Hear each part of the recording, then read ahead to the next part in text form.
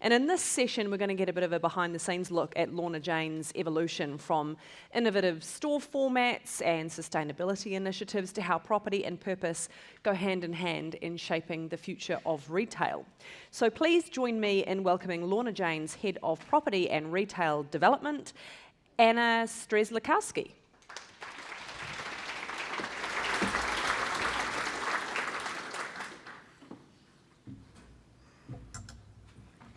Well, g'day. So, hands up if you can remember where and when you had your first Happy Meal from Macca's. Yes, thank you. We got one. So, today, I'd like to begin with a story. Not about a deal or a store opening, but about a place. And that place is Toombul Shopping Town in Brisbane. Is anyone familiar with that shopping centre at all? A few people? This centre was opened on the 11th of October 1967 by the Westfield Group. It was the first air-conditioned shopping centre in Queensland. Growing up, Toombul Shopping Town was an institution. And for me personally, it was a place of many firsts. My mum worked in the Toombul branch of the Commonwealth Bank, and it's where she and my dad first met. It's where I had my first Happy Meal from Macca's. It's where I had my first trip to the dentist. That same dentist now sees the fourth generation of my family. It's where I first got my ears pierced. It's where I saw my first movie at the Birch Carroll and Coyle cinemas. It's where I had my first job at Muffin Break and started earning money. And it's where I met my first best friend. For my grandfather, who survived a concentration camp in Poland in World War II, Toombul was a symbol of freedom and choice that he never took for granted. He could jump on a bus at the interchange, ride it around Brisbane all day, and most days he enjoyed hotcakes from Macca's and probably terrorised the staff at Toombul for many years.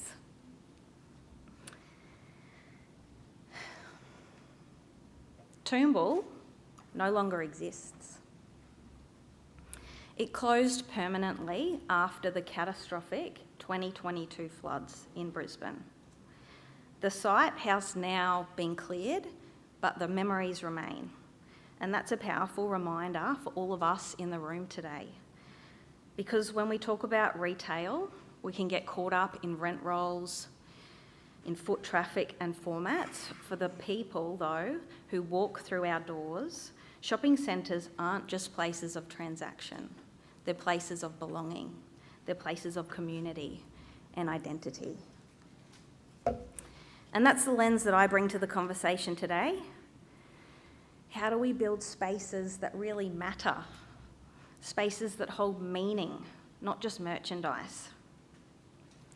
I'm Anna, and I get the privilege of influencing where and how Lorna Jane shows up, not just as a brand, but in women's everyday lives. And I think that is the heart of retail's next chapter. That's what it's about. It's about connection. Hands up if you own more activewear than you would like to admit. Yeah, me too. And that tells us something. It's not just a trend. Athleisure is not just a trend. It's a shift in how we live, a way of life.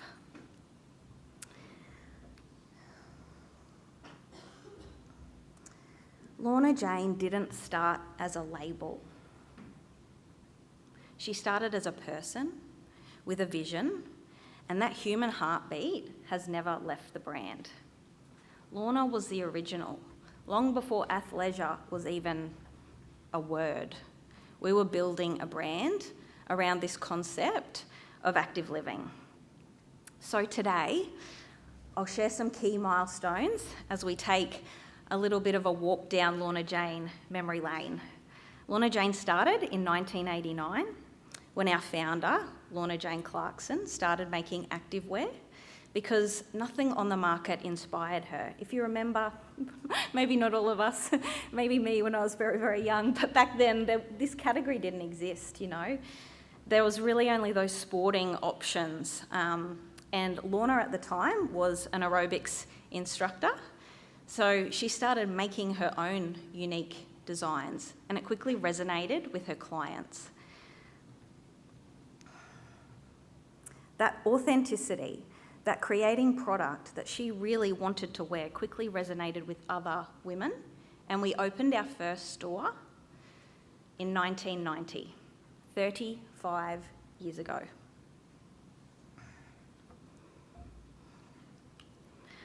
So, in the mid to late 90s, Lorna won big at numerous fashion design awards in Australia for her unique designs.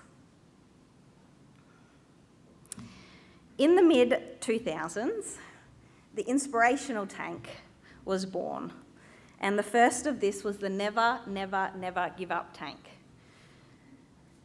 For those of us who might have grown up with this brand, this is, you know, a symbol that women who were investing in their health, you know, quickly resonated with. It became the uniform in Australia for the active female, a symbol of investment they were making in themselves, and a community was born, and a pretty die-hard one at that still exists today. So in the 2010s, we opened our 100th store in Australia, our first store in the US. Global expansion happened. Holland, Malaysia, Saudi Arabia, New Caledonia, Mexico, Canada and Singapore. And we opened our first store here in New Zealand.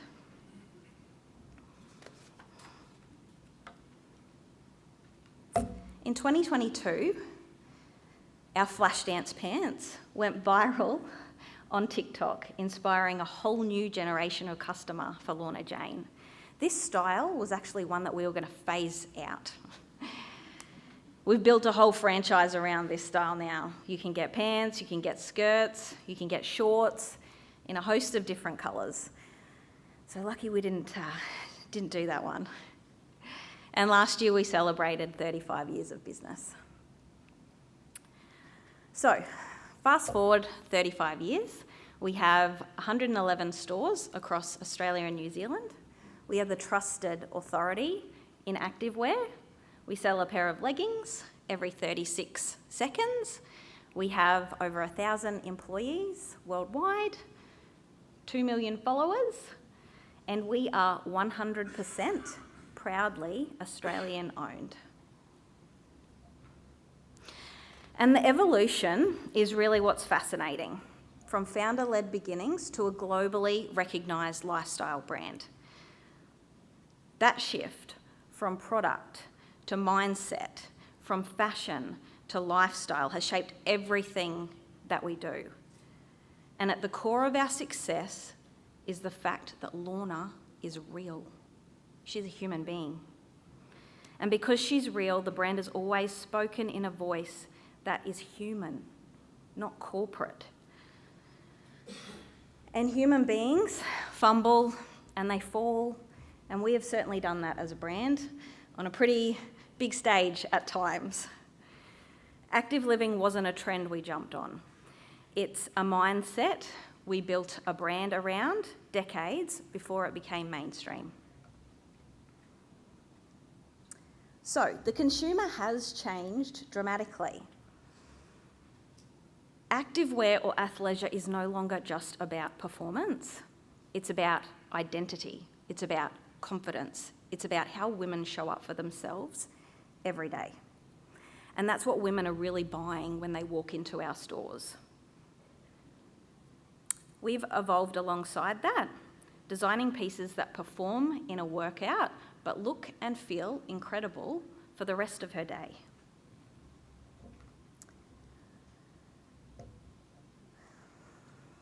Okay, social media. Gen Z and millennials certainly drive demand. However, it's all generations that are rethinking how they live, how they move, and how they shop. Social media is the new shopfront. It's global, it's 24/7, and it is incredibly personal. Our customer, she's not just buying the tights, she's buying the lifestyle. You know, the lifestyle she sees on Instagram, on TikTok, the school drop, the coffee run, the brunch with friends.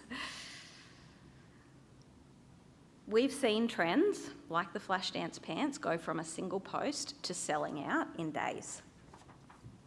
And it's not just a one-way conversation. Our community tells us in real time. And that feedback shapes everything we do, from product design to in-store experience. So there's no doubt that people are being more selective about where their money goes. But that is where athleisure has an edge. So you're not just getting that hit when you buy it. It feels great when I buy it. You know, you get that hit every time you pull it on. So cost per wear is pretty good. And because our product is designed for versatility, customers see as an investment in not only their lifestyle, but in their wardrobe. So the lesson here is that we're no longer talking at her, but we're building with her. So, Anna, what about bricks and mortar? It's not dead. It's just being reborn as a stage for community, not just commerce. It's an integral part of our ecosystem that we've established for our customers to connect. Physical stores remain critical. If you think about athleisure, it's tactile. People want to feel the fit. They want to feel the fabric and be inspired by full outfit styling. So for us, the magic happens when online and offline work together. So our omni-channel strategy means that you can discover our product on social media, check the stock online, and pick it up in store all on the same day. And when you come in store, you are met with an experience that feels like your favourite social feed brought to life.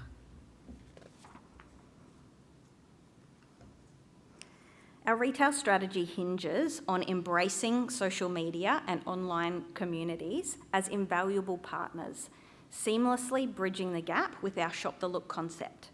Our goal is to replicate the online shopping experience in store, recognising the power of visual presentation in aiding customer decision making.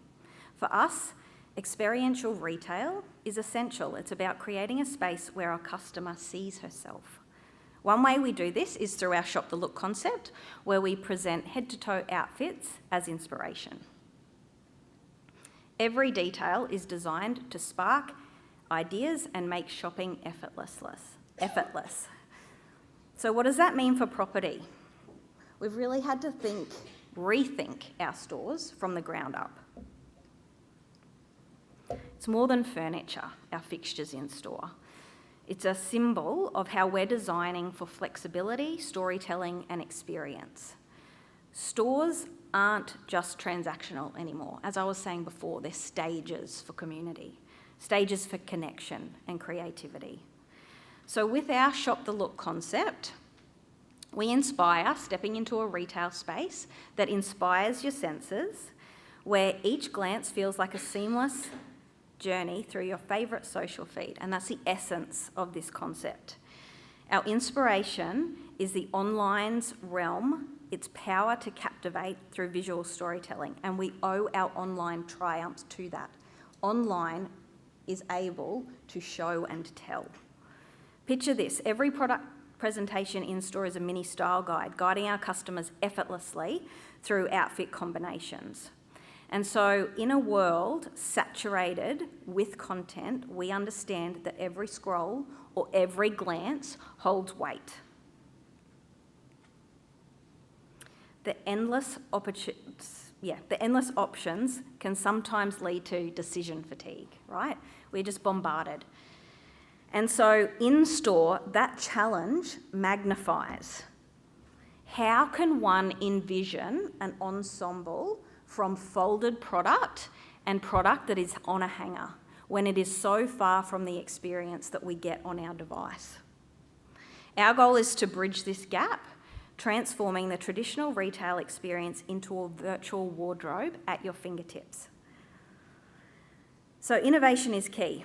We must be willing to take risks and adapt to the evolving consumer habits. Click and collect usage has surged, and we leverage that insight to drive foot traffic. Partnering with New Store ensures our retail experience evolves with the fast-paced industry, and solutions like Tap to Pay on iPhone simplify transactions for both our in-store team and our customers. Technology, when used with intention, lets us meet her wherever she is, whether that's online or offline.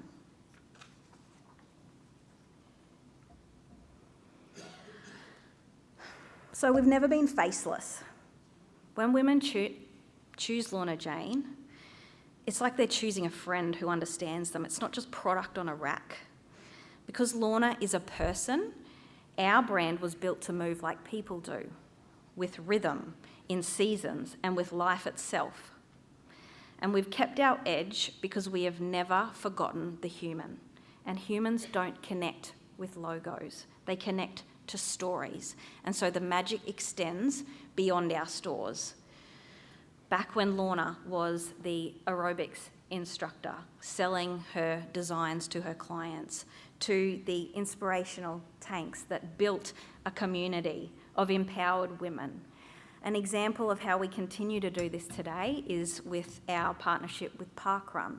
It's not about selling product on the sidelines, but showing up where our customer is, sharing her passion in movement, and building genuine connection with her. That sense of belonging is priceless for the brand. Connecting with women in the places they move, not just in the places that they shop. One thing we don't and haven't done at Lorna Jane, to our fault at times, is talk about the things that we do as a brand. So I'll do a little bit of that now. Some other organisations that we partner with are the Women's Community Shelters. That's our chosen charity. The Butterfly Effect, an initiative dedicated to empowering women and driving positive change. And earlier this year, Lorna launched her Never Give Up podcast. It's a series about celebrating stories of growth and giving back. And to honour each guest's time, Lorna Jane donates $5,000 to the charity that's close to the guest's heart. So let's talk about people and the planet. If I could sum up Lorna Jane's approach to sustainability in one idea, it would be this. We don't see sustainability as a responsibility, but as a relationship. It's not an initiative, it's an expectation. Women want to wear their values, and it is our responsibility to give her that. Because for us, it starts and ends with people. The brand was formed from a woman's vision and continues to grow because it reflects women's lives, choices, and identities today. So from the women designing in Brisbane, the hands sewing in our partner factories, and the customers pulling on their activewear at 5 a.m, every single one is part of the story that we are writing. And we believe dignity should never be optional in business. Our people across every level of our supply chain deserve to work safely, be paid fairly, and grow. That's why our manufacturing partner, Active Apparel Group, is certified B Corp, and why we're proud that our supply chain is simple, transparent, and deeply values aligned. We're not just producing garments, we're creating livelihoods, and we do it with integrity, empathy, and purpose. At Lorna Jane, we're serious about social accountability, ethical sourcing, and our responsibilities as a producer of fashion under the Australian Government's Modern Slavery Act. We're focused on continuous improvement and investment in our ethical sourcing program, and this includes a commitment to paying a living wage for all involved in the manufacture of our products. And because empowerment is the heartbeat of our brand, empowering women transforming the world, we know that when a woman is supported, the ripple effect extends far beyond her. When she thrives, her family thrives, her community thrives, and the planet benefits. In fact, in every one of our garments, we have, you mightn't be able to see it, but it's a little heart bead to symbolise our commitment to this.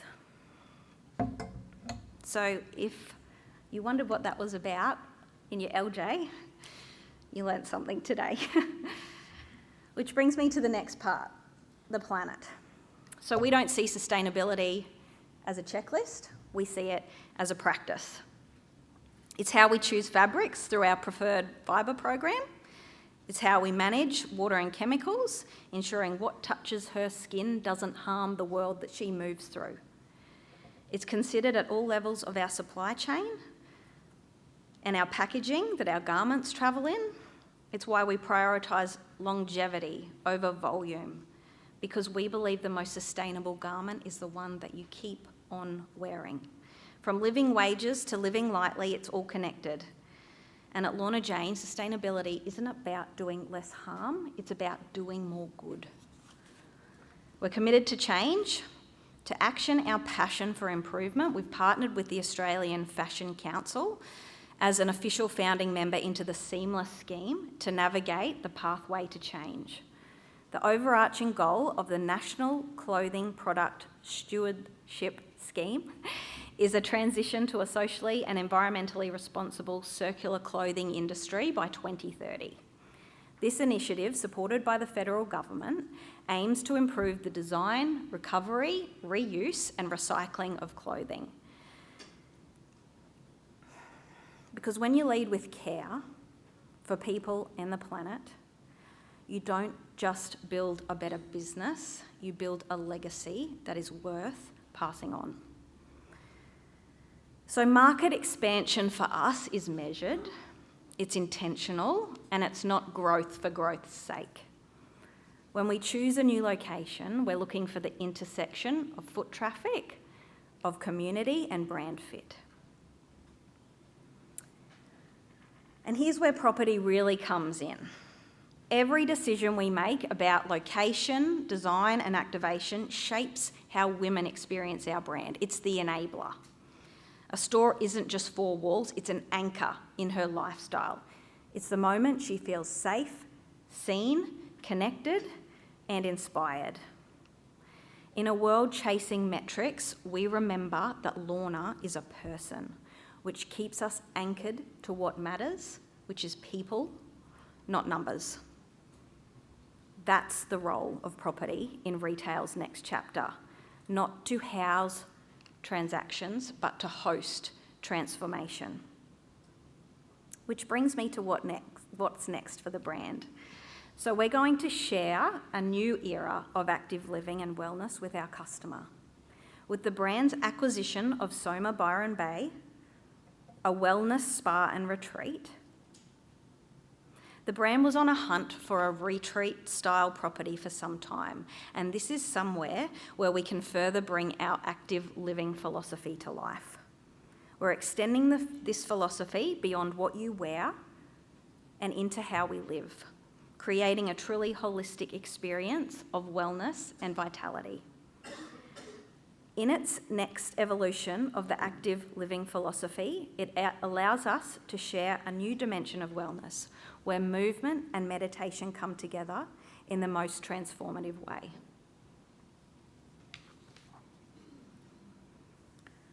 So if I can leave you with one thought, it's this. Retail's next chapter won't be written by the loudest brands. It'll be written by the ones that connect best. And that's why property matters, because spaces shape lives. And for those of us in the room, landlords, investors, retailers, that means every decision we make has to put community at the forefront. So as we look to the future of retail, new formats, digital integrations, sustainability, community partnerships, it's easy to think about what's next. but I always come back to Toombul. That centre may be gone, but the role it played in my life and in so many lives still shapes how I see this work. Because ultimately, retail is about people. It's about giving them places where their stories unfold, where their families connect, and where memories are made. Trends come and go, but people remain. And our successes come from being relentlessly human in everything that we do. And if we can hold on to that truth, that we're not just creating stores, we're creating belonging, then we can be proud of the chapters that we're building for the next generation. So I'll leave you with this. Think about the shopping centre that you loved growing up. Now think of the role it played in your life. That's the role that we're building today. And that's why this work matters. Thank you.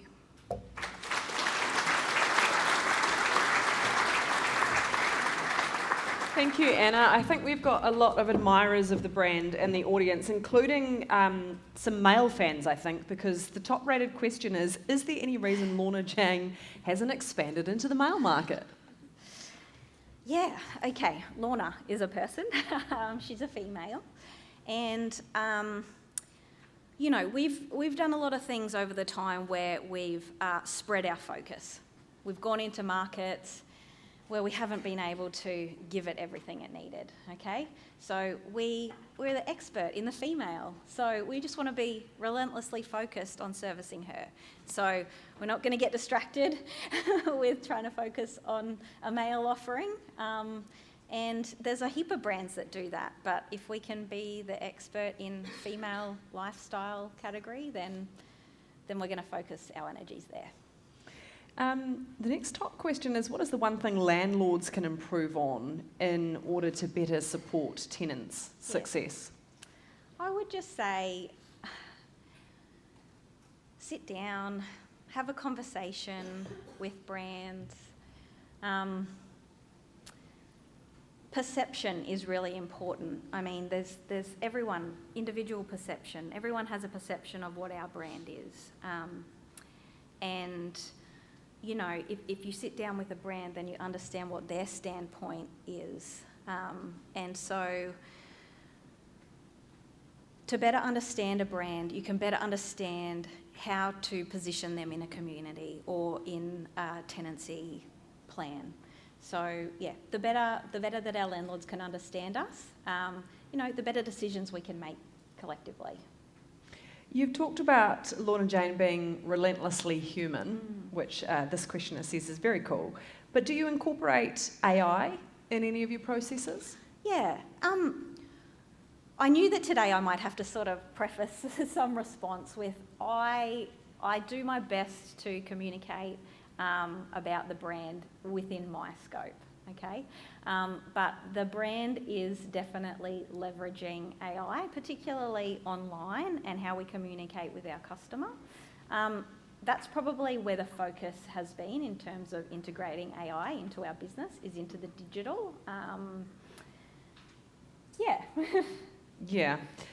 We're particularly focused on AI because we've had an incredible presentation earlier this morning. But yes, appreciate that that's not your area of expertise. What insights are shaping Lorna Jane's approach to new store locations and format design in 2025? Yeah, so we sit at about 111 stores across Australia and New Zealand right here, right now. In Australia, we've had up to about 150 stores. Pre-COVID, we had 120. Now we sit at about 100. So we are in a bit of a different life cycle, I suppose, compared to a lot of our competitors that might, you know, have been an online pure play coming into the market, only relatively young in retail, where we have, you know, sort of this 35-year history. So we have been in some locations. We've come out of them. Since COVID, we've been in more of like an optimization phase. We have a really strong online business. We don't need to be everywhere. We just want to make sure that where we do show up, we show up with intention. We don't leave anything on the table. And we're revisiting locations that we've previously been in. So we're certainly not in a growth phase, but more of an optimisation phase. Our footprint, however, we've expanded our offering. So, you know, we're not just in the sweat industry. We've moved into swimwear, sleepwear, lifestyle. So with that comes reconsideration on our footprint. You know, when your stock offering is wider, you know, you have to be able to cater for that. So we've seen our footprint kind of go from, say, 100, you know, to 120 square metres to probably pushing up a bit larger now in terms of a full price, about up to 130, 140, just to be able to give the product integrity with how we present it. Because as I mentioned before, stack it high, watch it fly, the customer, it's so far from what they experience on their device. So we just try and replicate that as much as we can in store. And the acquisition of Soma, Yeah. is that expected to be a proof of concept for many more, or is it just going to be the one retreat for Lorna Jane customers? Yeah.